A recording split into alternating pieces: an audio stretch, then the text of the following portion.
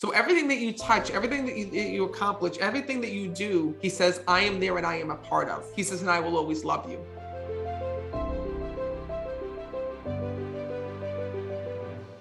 Which Kia, well, perfect. I'm glad that you're here. Thank you. Where are you from? I'm originally from Detroit, Michigan, but I'm in Muskogee, Oklahoma. Perfect. Well, I'm glad that you're here. There's a couple souls that I'm connecting from right off the bat, because right away I have your grandmother that's here that's with you. That's on the other side. But also when I'm connecting as well, there's this young man that's trying to come through and speak. And when I'm connecting, I keep hearing of a car accident. He was my ex. Well, it wasn't a car accident. He killed himself in the car. Okay, he's here. This is crazy because I saw somebody being pulled out of a car, and you gotta know that as a medium, I don't know your life. I just know what they show me. And right away, he keeps saying to me when I'm connecting with him that first of all, he wants to take responsibility for his passing. But not only that, he wants to take responsibility for what happened between you and him. Can I tell you everything? Yes. Because he's laying it all out on the table for me. And right away, when I'm connecting with him, he says to me, Matt, I was an angry person when I was alive. He says, I was angry at the world. He says, I was angry at my friends and I was angry at her. And he, first of all, wants to let you know that he is not mad at you in heaven and he is not mad at you on the other side. And you need to know this because he tells me that every single day that goes by, there's still a question that's in your heart that's saying, is he mad? Is he upset? Is he angry? And he, first of all, wants to say to you that he's not. He says to me that for once in his life, he's able to see the things that went wrong. And I got to tell you something, that when he was here, he also had a substance issue as well. Because when I'm connecting with him, he's showing me about him drinking and drinking and drinking when I'm connecting with him. He says, I was just so mad and I was so angry. He said, I did this because I was trying to prove a point, he tells me. He tells me that point that he was trying to prove is that he, throughout his life, blamed everybody else for the things that went wrong for him. He tells me when I'm connecting with him that he had police issues that were going on. He talks about being in trouble with the police. He also tells me that he was arrested because he keeps telling me he was afraid about going back to jail. Yes.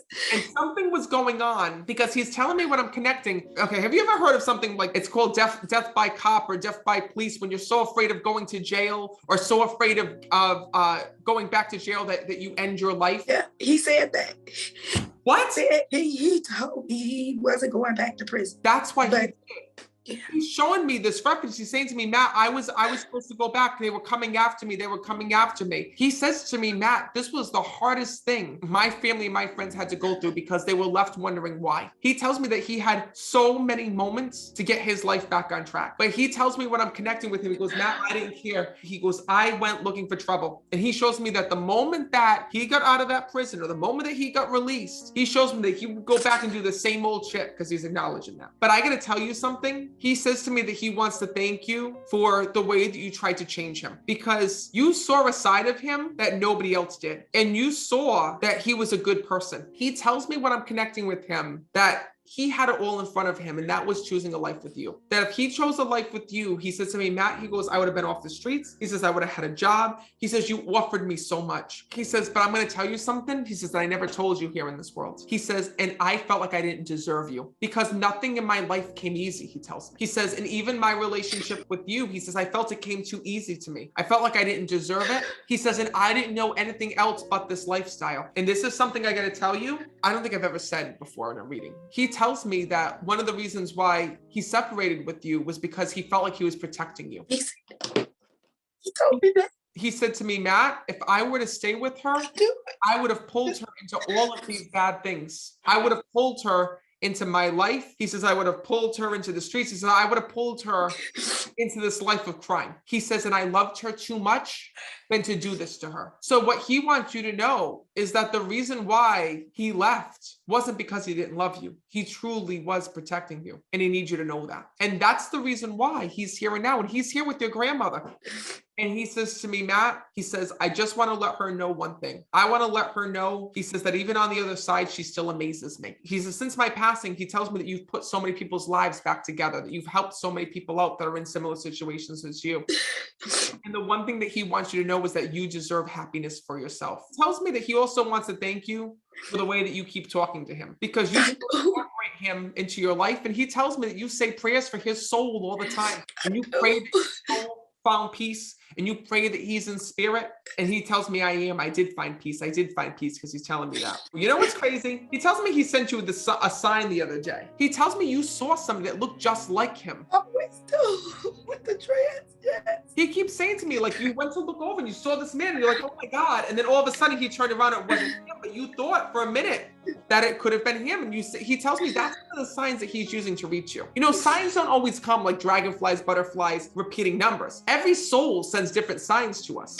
And he tells me that that's one of his signs to you. So when you saw that person, you're like, oh my God, is that him? Oh my God, I feel like I saw him. And it almost like gave you the chills. That's his way of letting you know that he was right there. Yes, yes, yes. But he tells me this. He says, I don't want you to live your life in pain because of me. He says, I want you to know that as you live your life, he goes, I live life with you. So everything that you touch, everything that you accomplish, everything that you do, he says, I am there and I am a part of. He says, and I will always love you. That's what he tells me. No, I don't mean to completely overwhelm you because I know that I'm like bringing through so much all at once, but there's also a soul that's here that passed of COVID. My cousin.